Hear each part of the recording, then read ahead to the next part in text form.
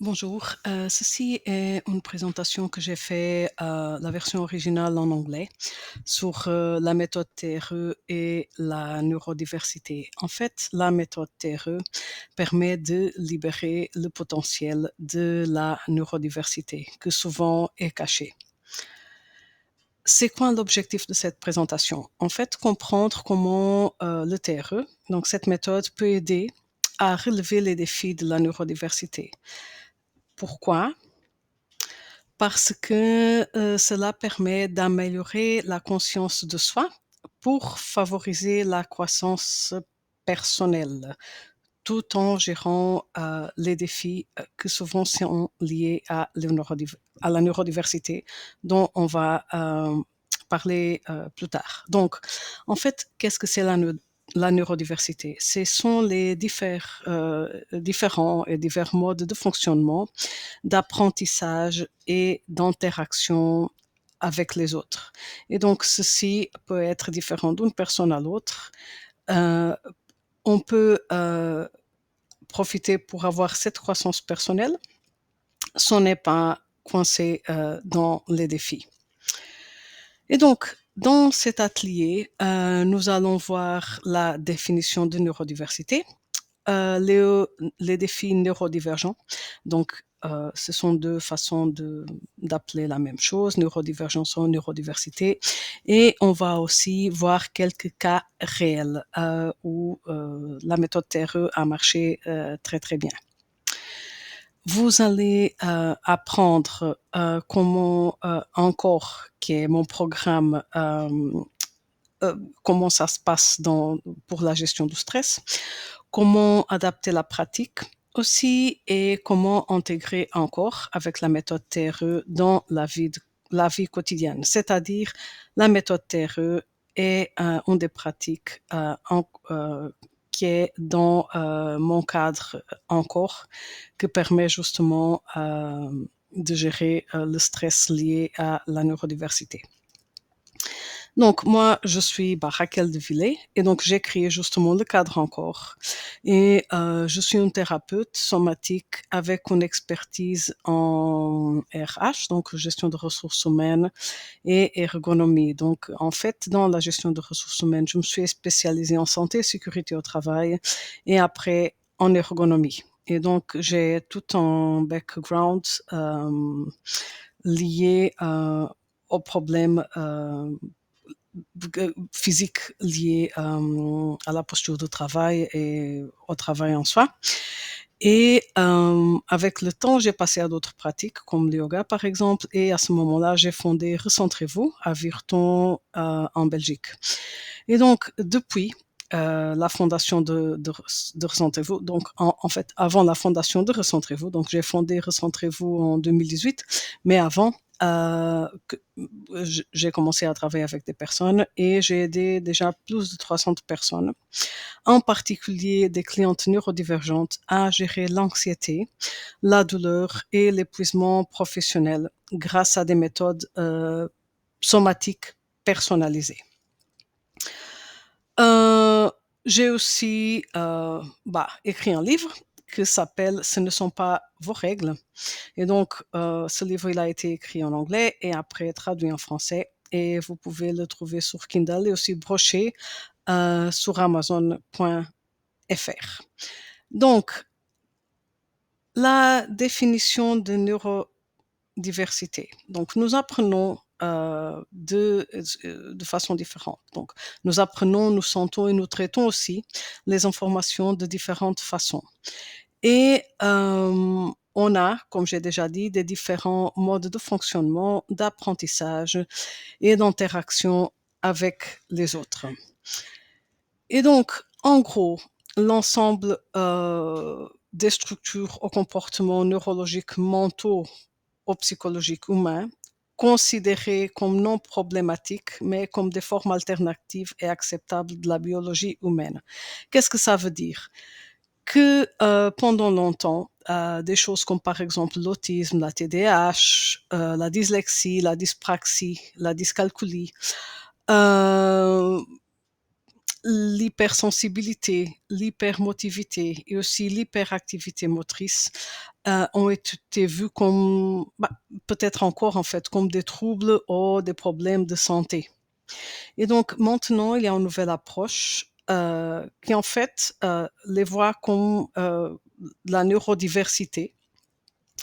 Donc pas comme un problème, mais comme juste une façon d'être et de fonctionner différente.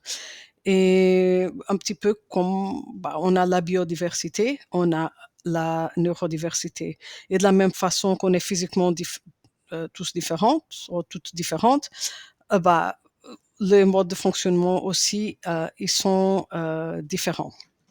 Mais cette neurodiversité, même quand c'est celle qui est bien perçue socialement, comme par exemple le haut potentiel intellectuel, qui est très bien perçu, donc les personnes qui ont un QI élevé, elles sont très bien perçues parce qu'elles sont très intelligentes. Donc ça vient avec quelques défis. Et donc, ces défis, la plupart d'entre eux, ce sont des sensibilités sensorielles, comme par exemple la sensibilité au son, lumière, texture et autres stimuli.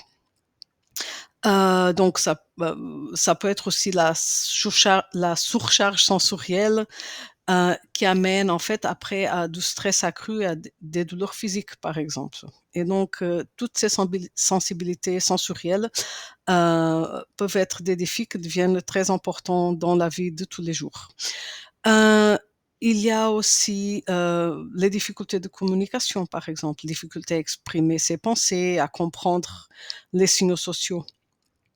Euh, donc, par exemple, euh, une des difficultés de communication que moi personnellement j'ai, je ne sais pas si c'est toujours compréhensible ou si ça arrive avec toutes les personnes, c'est le fait que je ne finis pas les phrases. Donc, je commence les phrases et après ma tête, elle part ailleurs. Et la phrase, elle s'arrête là, mais c'est fini et je ne l'ai finis pas. Elle est juste arrêtée au milieu. Et donc, parfois, c'est très embêtant pour les personnes que parlent avec moi. Et donc, en plus de ça, on a aussi, par exemple, les problèmes de fonctionnement exécutif, donc des défis liés à la planification, à l'organisation et à l'exécution des tâches. Donc, toutes ces sensibilités, difficultés, problèmes, donc, sont liés à des modes de traitement uniques. Et donc, ça peut amener à de la surcharge d'informations, stress et frustration, fatigue mentale. Et les problèmes, par exemple, de fonction exécutive sont liés au processus cognitif qui peuvent affecter tout ce qui est planification, organisation et gestion, euh, qui amène aussi à du stress et la frustration. Et donc, du coup, c'est un défi. En plus de ça, on a aussi des défis comme l'anxiété sociale dans des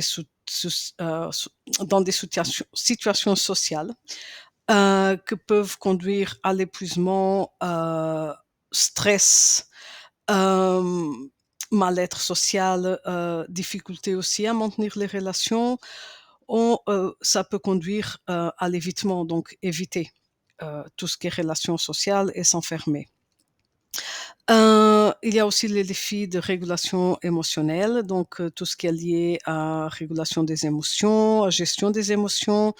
On peut aussi avoir des réactions très intenses et parfois trop intenses par rapport à l'événement, mais c'est juste comme ça. Et les modèles de pensée rigides, donc par exemple, une appréhension qui vient du changement ou qui vient des imprévus, aussi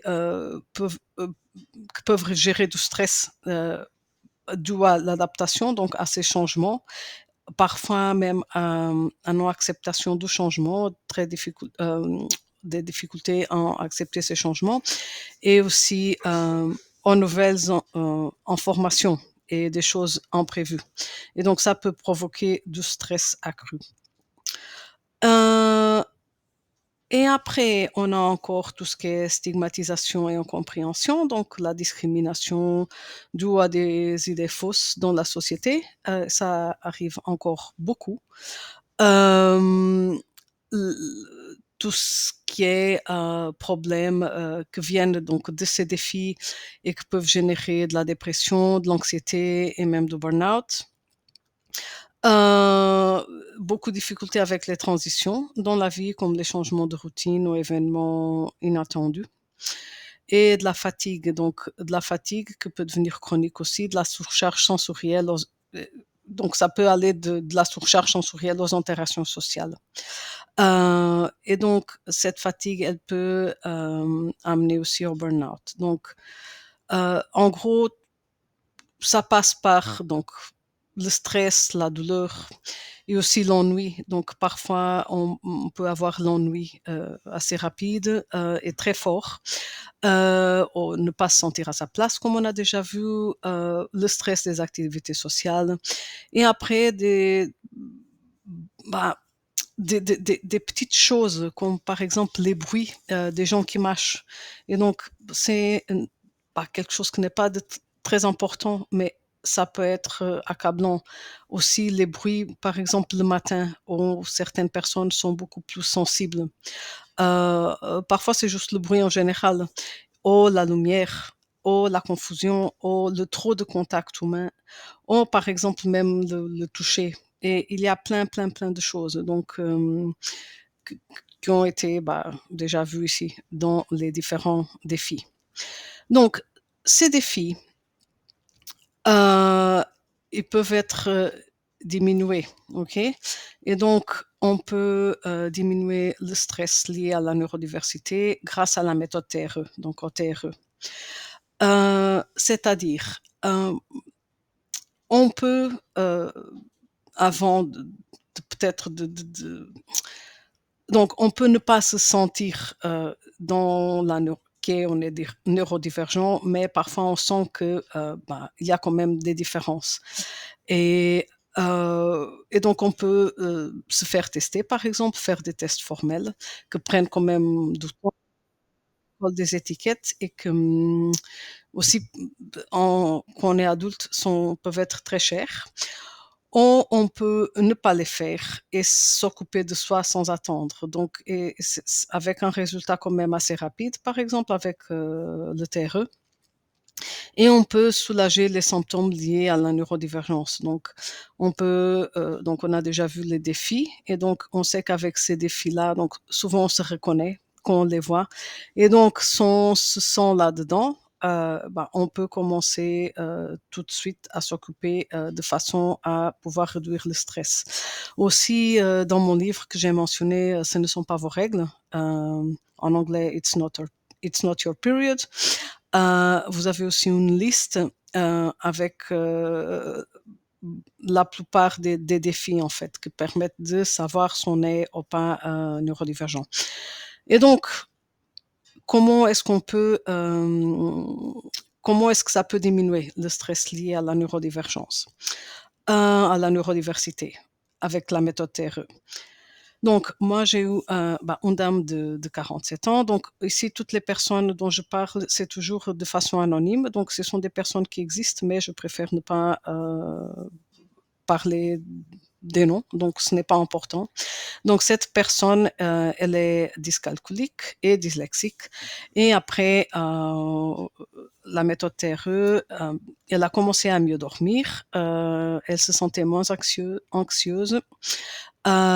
Elle a commencé à se sentir aussi plus sûre d'elle, plus de confiance en soi. Et quelque chose que c'était une surprise, c'était la conduite améliorée dans des conditions stressantes. Donc, c'était quelqu'un qui avait très peur de conduire avec la neige. Et après avoir tremblé avec la méthode TRE, elle a perdu la peur et a commencé à conduire avec la neige sans avoir cette peur que la bloquait, que la faisait ne pas conduire avec la neige. Cette personne, donc c'est une dame, a un fils qui à ce moment-là avait 15 ans et qui est venu un jour trembler avec elle. aussi dyslexique et dyscalculique. Et, c'était très intéressant. Donc, il avait un an de retard à l'école.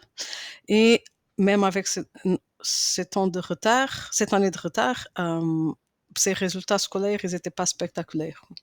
Et donc, après avoir tremblé, on a vu que les niveaux d'énergie, ils ont quand même augmenté.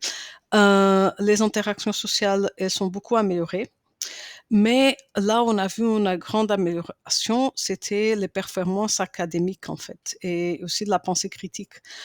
C'est-à-dire que d'un moment à l'autre, les problèmes qu'il avait à l'école, de problèmes d'apprentissage, sont presque disparus. Donc ça a vraiment changé sa façon sa performance académique en fait. Donc, ce qui a amené à plus de confiance en soi aussi, et aussi plus de maturité. Donc, même en termes d'empathie, de relations sociales, que ce soit à la maison, que ce soit ailleurs. Une autre personne, une autre cliente autiste au potentiel intellectuel très élevé et beaucoup de traumas d'enfance. Donc, elle a senti de la libération émotionnelle et donc elle a commencé à pleurer moins. Elle a trouvé plus de calme, plus de facilité à se concentrer. Et après, ça a amené à quelques changements de style de vie, comme par exemple l'alimentation, le sommeil, entre autres choses. Et ça a changé aussi un peu sa vie sociale. Donc, elle est revenue, donc elle a recontacté des personnes, donc des amis.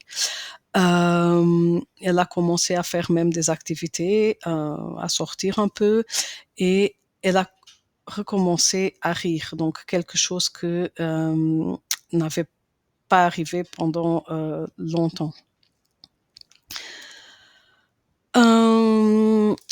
Mon premier client jeune, donc autiste, aussi surdoué, avec des migraines chroniques depuis qu'il était tout petit.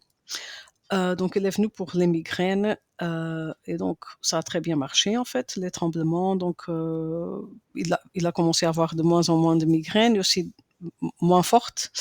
Il a retrouvé la capacité à pratiquer un sport, donc surtout à faire du vélo. Et maintenant, il a un style de vie d'adolescent, sans problème, sans douleur. Donc, ça lui a permis en fait de retrouver une vie d'adolescent bah, normale, même si c'est pas mon mot préféré à utiliser.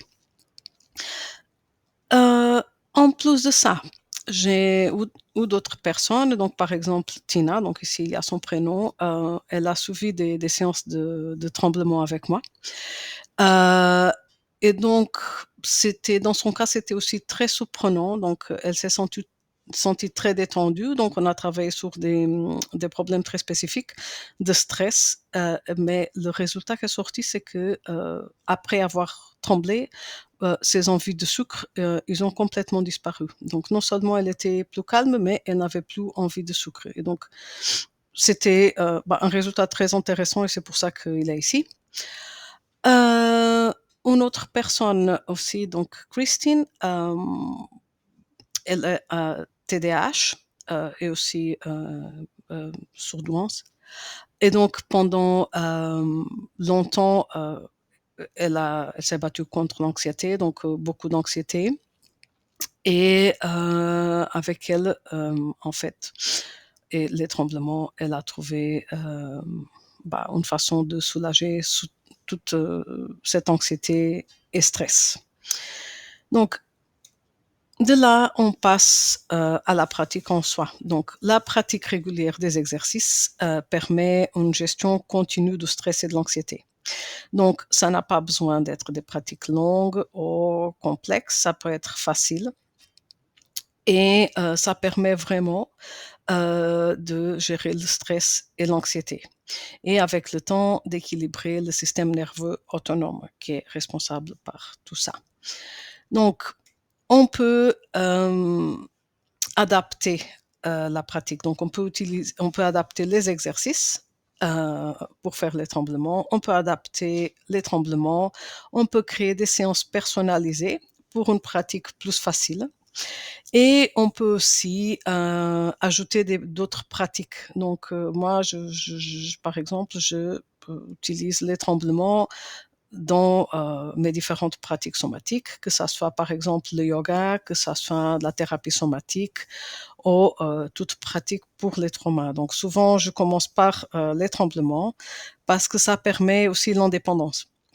Donc une fois qu'on arrive à les démarrer, on peut trembler seul sans avoir besoin euh, d'une praticienne ou de moi, dans mon cas particulier. Et après de là, c'est quelque chose qu'on peut faire à la maison, c'est facile, c'est rapide. Et moi, je peux travailler avec d'autres techniques aussi pour des résultats encore meilleurs.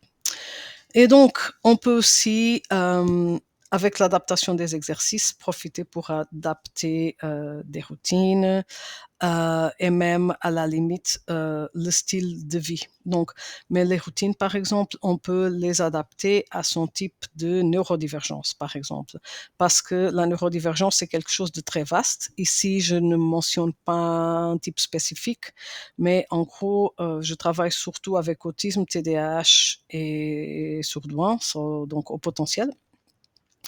Euh, et quelqu'un qui est autiste et qui n'a pas TDAH va avoir besoin d'une certaine routine, tandis que quelqu'un qui a de la TDAH que n'est pas autiste va avoir besoin peut-être d'une routine différente.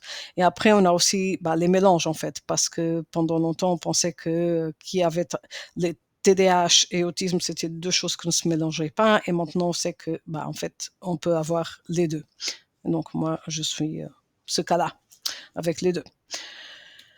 Et donc, après l'adaptation et savoir bien pratiquer, on va intégrer. Qu'est-ce que ça veut dire? On va développer des routines personnalisées à intégrer dans la vie quotidienne.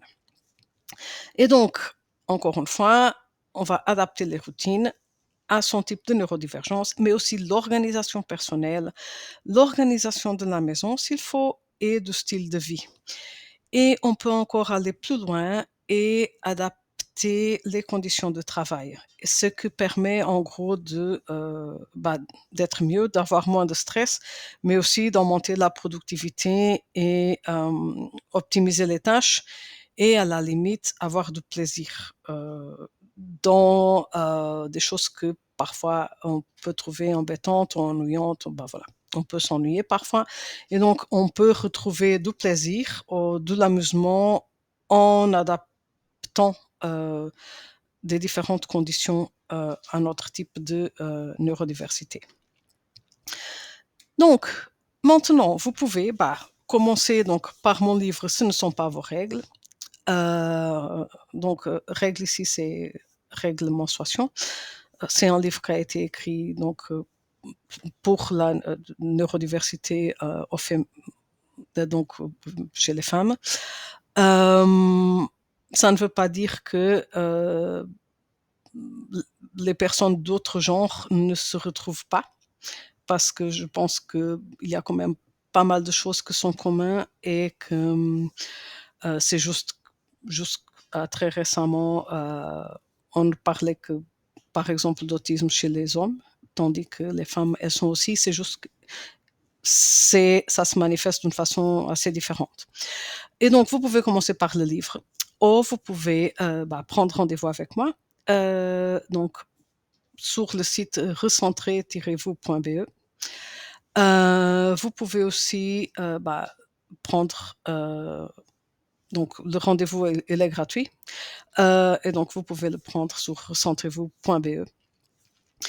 Et si vous avez des questions, j'organise des séances de questions et réponses et aussi des ateliers de pratique de tremblement, donc de la méthode TRE, à Virton, à Recentrez-vous, et aussi en ligne. Et donc, vous pouvez aussi trouver ces infos sur le site recentrez-vous.be. Je vous remercie d'avoir resté jusqu'à ici. C'est vraiment très sympa. J'espère que ça vous a plu, que ça vous a peut-être aidé et à trouver des solutions, en tout cas un petit peu de clarté sur la neurodiversité, la neurodivergence, et aussi comment ce n'est pas parfois si compliqué de gérer les défis, nos défis. Voilà, je vous remercie et si vous voulez me trouver, vous pouvez le faire sur recentrez-vous.be.